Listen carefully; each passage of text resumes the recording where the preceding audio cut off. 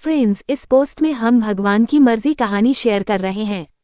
ये कहानी अपनी जिंदगी की समस्याओं से त्रस्त एक ऐसे व्यक्ति की है जो दिन भर भगवान से शिकायत करता रहा है। एक दिन उसकी मुलाकात भगवान से हो जाती है। फिर क्या होता है, ये जानने के लिए पढ़िए पूरी कहानी। एक आदमी मंदिर में सेवक था। उसका काम मंदिर की साफ सफाई करना था। भक्तों और श्रद्धालुओं द्वारा दिए गए दान में से थोड़ा बहुत उसे मंदिर के पुजारी द्वारा दे दिया जाता। इसी से उसकी गुजर बसर चल रही थी। वो अपनी जिंदगी से बहुत परेशान और दुखी था। मंदिर में काम करते करते वह दिन भर अपनी जिंदगी को लेकर शिकायतें करता रहता। एक दिन शिकायत करते हुए वह भगवान से बोला, भगवान जी, आपकी जिंदगी कितनी आसान है। आपको बस एक जगह आराम से खड़े रहना होता है। मेरी जिंदगी को देखो, कितनी कठिन जिंदगी जी रहा हूँ मैं।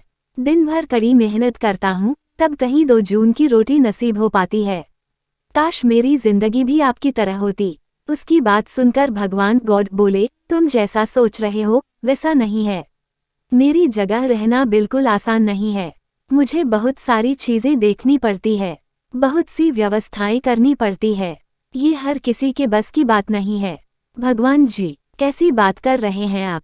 आपका काम आसान ही तो है। आपकी तरह तो मैं भी दिन भर खड़े रह सकता हूँ। इसमें कौन सी बड़ी बात है? मंदिर का सेवक बोला, तुम नहीं कर पाओगे। इस काम में बहुत धैर्य की आवश्यकता पड़ती है। भगवान बोले, मैं जरूर कर पाऊंगा। आप मुझे एक दिन अपनी जिंदगी जीने दीजिए। आप जैसा बताएंगे मैं वैसा ही करूंगा। मंदिर का सेवक जिद करने लगा। उसकी जिद के आगे भगवान मान गए और बोले, ठीक है, आज पूरा दिन तुम मेरी जिंदगी जियो। मैं तुम्हारी जिंदगी जीता हूँ, लेकिन मेरी जिंदगी जीने के लिए तुम्हें कुछ शर्तें माननी होगी। मैं हर शर्त मानने को तैयार हूँ भगवान जी। सेवक बोला, ठीक है, तो ध्यान से सुनो। मंदिर में दिन भर बहुत से लोग आएंगे और तुमसे बहुत कुछ कहेंगे। कुछ तुम्हें अच्छा बोलेंगे तो कुछ बुरा। तुम्हें हर किसी की बात चुपचाप एक जगह मूर्ति की तरह खड़े रहकर धैर्य के साथ सुननी है और उन पर कोई प्रतिक्रिया नहीं देनी है। सेवक मान गया। भगवान और उसने अपनी जिंदगी एक दिन के लिए आपस में बदल ली। सेवक भगवान की जगह मूर्ति बनकर खड़ा हो गया। भगवान मंदिर की साफ सफाई का काम निपटाकर वहां से चले गए। कुछ समय बीतने के बाद मंदिर में एक धनी व्यापारी आया। भगवान से प्रार्थना करते हुए वह बोला, भगवान जी, मैं एक नई फैक्ट्री डाल रहा हूँ। मुझे आशीर्वाद दीजिए कि यह फैक्ट्री अच्छी तरह चले और मैं इससे अच्छा मुनाफा कमाऊं। प्रार्थना करने के बाद वह प्रणाम करने के लिए नीचे झुका तो उसका बटुआ गिर गया। जब वो वहां से जाने लगा तो भगवान की जगह खड़े मंदिर के सेवक का मन हुआ कि उसे बता दे कि उसका बटुआ गिर गया है, लेकिन शर्त अनुसार उसे चुप रहना था। इसलिए वो कुछ नहीं बोला और खामोश खड़ा रहा। इसके तुरंत बाद एक गरीब आदमी वहां आया और वो भगवान से बोला, भगवान जी, बहुत गरीबी में जीवन काट रहा हूँ। परिवार का पेट पालना है, माँ की दवाई की व्यवस्था करनी है। समझ नहीं पा रहा हूँ कि इतना सब कैसे करूँ। आज देखो, मेरे पास बस 1 रुपया है। इससे मैं क्या कर पाऊंगा? आप ही कुछ चमत्कार करो और मेरे लिए धन की व्यवस्था कर दो। प्रार्थना करने का बाद जैसे ही वह जाने को हुआ, उसे नीचे गिरा व्यापारी का बटुआ दिखाई दिया। उसने बटुआ उठा लिया और भगवान को धन्यवाद देते हुए बोला, भगवान जी, आप धन्य है। आपने मेरी प्रार्थना इतनी जल्दी सुन ली। इन पैसों से मेरा परिवार कुछ दिन भोजन कर सकता है। माँ की दवाई की भी व्यवस्था हो जाएगी। भगवान को धन्यवाद देकर वह वहां से जाने लगा। तब भगवान बने मंदिर के सेवक का मन हुआ कि उसे बता दे कि वह बटुआ तो व्यापारी का है, उसे मैंने नहीं दिया है। वह जो कर रहा है वह चोरी है।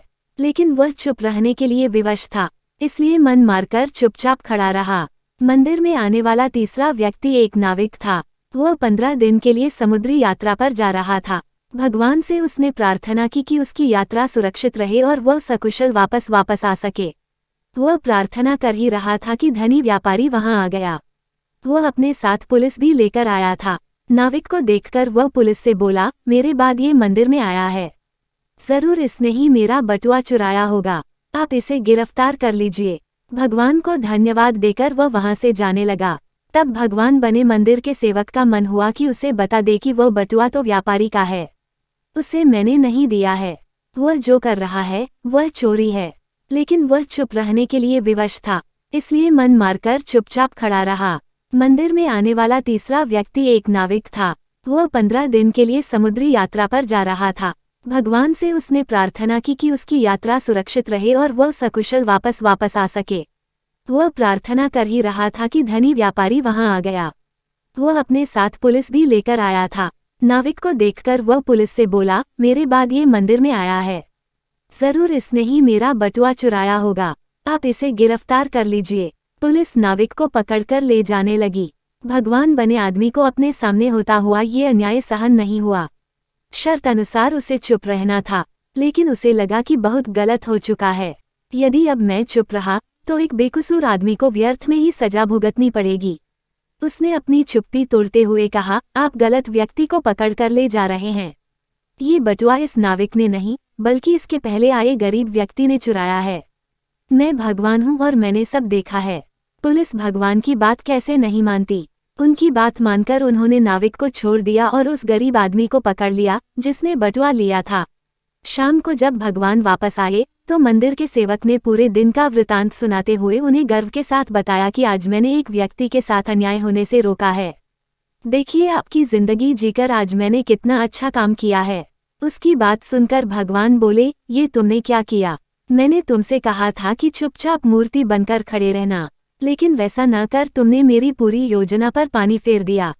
उस धनी व्यापारी ने बुरे कर्मों द्वारा इतना धन कमाया है, यदि उसमें से कुछ पैसे गरीब आदमी को मिल जाते तो उसका भला हो जाता और व्यापारी के पाप भी कुछ कम हो जाते। जिस नाविक को तुमने समुद्री यात्रा पर भेज दिया है, अब वो जीवित वापस नहीं आ पाएगा। समुद्र में बहुत बड़ा तूफान आने वाला है। यदि वो कुछ दिन जेल में रहता तो कम से कम बच जाता। सेवक को ये सुनकर एहसास हुआ कि वह तो बस वही देख पा रहा था जो आंखों के सामने हो रहा था। उन सबके पीछे की वास्तविकता को वह देख ही नहीं पा रहा था। जबकि भगवान जीवन के हर पहलू पर विचार अपनी योजना बनाते हैं और लोगों के जीवन को चलाते हैं। हम सब भी भगवान की योजनाओं को समझ नहीं पाते।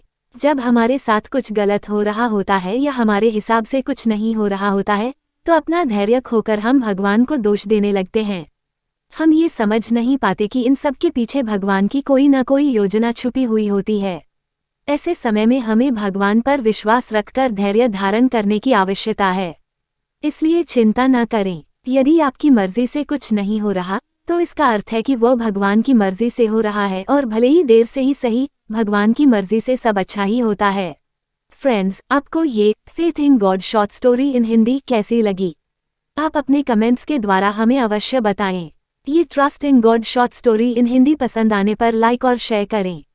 ऐसी ही और famous short moral story in Hindi पढ़ने के लिए हमें सब्सक्राइब कर लें। थैंक्स।